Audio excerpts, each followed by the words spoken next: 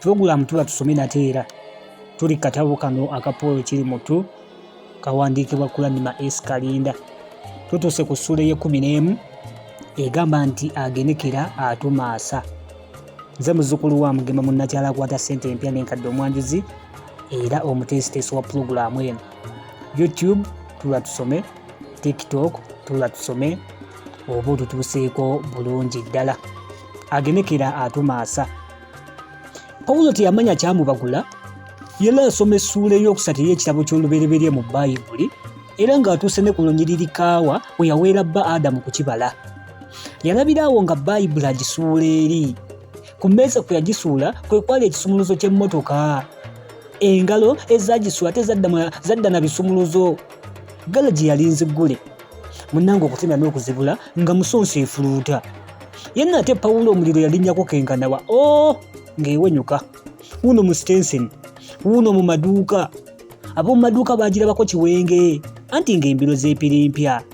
Ng'eringa empendule. Abantu bangi emmotoka baagikubira enduulu. Abandi naddala abo abasobola okwetegereza nti ye kapyata ya Pawulo ate nga bamumanyi n'envuga ye ne beewuunya sipiidi ate kwe yali. Kubanga Pawulo ng'etteeka avuga mpola nnyo. Mpozi mu ofiisi kye bava bamukazaako erya sipiidi nnya. Emmotoka ng'ewenyuka. Ku kaserengeto nga kyojja oyise mu maduuka, emmotoka yasangawo nakizaalizi ng'ekumaakuma obwana bwe awo mu luguudo. Obwo nno musonso n'ebubunya emiwabo. Ate wammangako waliwo Nakabege eyali akutudde ku nsiko era ng'ayinaayinira mu kkubo. Oyo baamutwala ennyindo y'enkata. Emmotoka yagenda efuufuuza mu bisubi. Wuuyo mu ntembo ya Nakyetengu. Ate okutuusa lwe yakoona kalankisi ku jjinja ne zaabika. Eryoka ewummuza obwenyi bwayo ku ggulumo eryali awo okumpi n'oluzzi. Liiso ddene yekka ye yamanya bwe yabikka ku Pawulo obusubi. Era musajja wattu Pawulo yava mu mmotoka ng'afuuse nakagatto kamu. Anti endala yasigala mu mmotoka. Ate n'ekkubo erikyamewo yaliyitako ku lutwe. Era yali akyeyongera okudduka, baakwata mukwati ne bamuzaayo eka. Wabula bwe yatuuka eka kyazira ate kuwunzika luba wansi ng'atandika kwebaza gizimba era okugenda okusimuka ng'obudde bukedde. Ate bwe yafuluma ebweru nga musonso yagirabaawo mu luggya. Ab'ekisampuzi baali bagimujjiddeyo. Era mu butuufu we yazuukukira nga n'awaka waliwo abantu bangi abaali bazze okumusaasira. Abantu baali bangi ddala era nga bonna beewuunya omuzimu ogwatisse Pawulo okuvuga endiima bw'atyo. Mu maloboozi amangi ago Pawulo ge yawulira nga n'erya Nantume liyiseemu nti ebya Pawulo nga bikyali awo bannange mulowooza nti Lukenge anaawona? Lukenge yabadde ava awaye. Musajja wattu kuno nga yaddukako dda. Okusooka ebigambo bino tebyalina nnyo makulu eri Pawulo. Anti yali ali ku nnaku ye. Wabula yagenda okuwulira nga Ssematimba era bwe baali bakola mu ofiisi ng'amugamba nti maze okukulingizaako kangende ndabe ku Lukenge anti batugambye nti aliko kateetera. Awo ate Pawulo kwe kugguka amatu so nga ate gamuwaawaala. N'akebuka nti Lukenge ki? Mulwadde ki? Yana ababuulidde. Ko Ssematimba nti tonnategeera. Lukenge wamukoonye. Bwe wabadde ndowooza ogezaako okuwonya embuzi nodda ebbali eyo gye wamusanze. Naye tekirowoozeka nti anaawona. Mu butuufu aliko kikuba mukono. Musajja wattu Pawulo emmeme yatandika okumuceekeera era kwe kugamba Ssematimba nti tugende ffenna. Nze saategedde nti nakoonye n'omuntu bannange. Kati ali atya? Omusajja w'abandi bannange tafa. Yamugamba nti gira tugende. Abantu abali bazze okulaba Pawulo abamu baasigala batomatoma nti ate omukalidde lwasunkuna ddawa. Tuzze kumulaba ate atuleka wano. Yalowooza nti eka tetwaleseeyo mirimu. Abo nno be baali tebategedde nti Pawulo agenze mu ddwaliro. Abaategeera abamu baatandika kumuyisaamu mimwa nti ate anoonyaayo ki? Yabadde amutomera nga talaba. Afe nnaamulya ennyama. Pawulo bwe yatuuka mu ddwaliro yasanga endiga erinnya enju. Kwe yasookera okulaba nti ebintu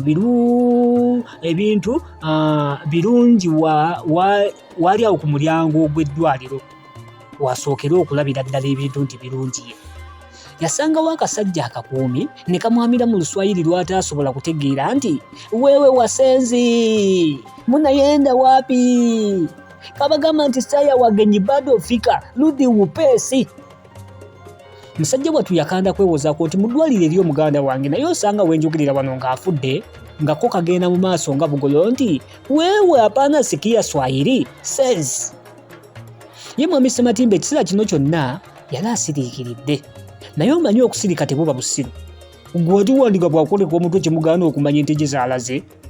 Ye kye yakola n'akwata mu kasirikale mu ngalo nga bw'akawaanawaana nti nange mukwano gwa neefuulidde. Akaseera kagenda okwanjuluza engalo zaako nga mulimu akapapula ka siringi nnamba munnange abakulu baagiraba dda nti siringi weekuba egonzaawo. Omusirikale olwalaba kapapula yaggulawo buguzi nga bwe yeewugusa nti kati lwaki obudde temuntegeeza nti muli basitaafu, sifu muyingire. Munnange Paulo ne munne nga beevumba ddwaliro baba mu kasenge ka mulwadde baasanga nno kitanda kyereere, tewaali na ssuuka wadde bulangiti. Mu nsonda awo wansi waliwo Nansi eyali ayambadde ekiteeteeyi ekyakakobe, kale yali yeetala ku mulwadde yali akolola ekifuba ekyakyeggula. Wakati mu kisenge waliwo emmeeza okwali kutudde Nansi omulala, yanavvuunisa omutwe gwe mu kitabo kye yali asoma, mpozzi atere yeetegereza ennukuta. Abalwadde abamu abaali awo baali banyumya, kyokka Paulo bwe yalaba nga ku kitanda talabako muntu, omwoyo ne gumutyemuka. Ate ye Ssematimba yazisoma aziva wakati nti ono baamukyusizza. Baba bakyali mu kwewuunaganya, akakazi akakadde akaali kava okwoza ekikopo kyako kye kaava kayimirira awo ngero bwe kakutte mu mbinabina ne kabasaasira nti basajja battu muba nannyini muntu. Kitalo nnyo bannaffe, afudde nnyo musajja wattu oyo, ndowooza abasawo kaakati bali mu kumubaaga. Ate munnanga abatemyako baalirinze wambazi bakwata bukwasi kkubo nga bagenda mu ggwanika. Okutuuka mu ggwanika ng'ekiri eyo si kibejjo, abantu nga baazirana. Ate olwalaba ku Pawulo ne basaanuuka buto. Waliwo omukazi yali yeesibye amafuvu okuva mu kifuba okutuukira ddala mu kiwato, oyo ye yeeziribanganga n'agwa eri. Kyokka olwalaba Pawulo n'ayongera okutema omulanga nti nnyabo omutemu. Munnange wandisenze, yagamba nti wannanze ekyokundeka obumbula. Musajja munno teyakuliiko kabi konna, yakudduka. Saalongo wange naddawa nze bannange, naddawa ondekedde ani Saalongo? Ti eni waabwe simanyi nnaku, ti eni waabwe simanyi katale, tewandimanyiziza ebyo kale.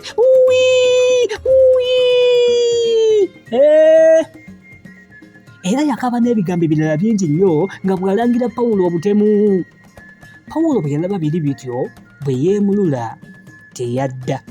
Yagenda kibumbyambwa era ne mu kuzika teyalabikako nga talina gatambaala nnamwandu. Mu butuufu yamala kwegeyamu ne Ssematimba, era Ssematimba n'amugamba nti ssebo, obanga okyayagala obulamu nkuwa amagezi ga bwereere, tolinnya ku ntaana. Abantu b'omufu balalu nnyo, bakyayinza n'okutwalira obuyinza mu ngalo zaabwe, kale ne bakumiza omukka omuso.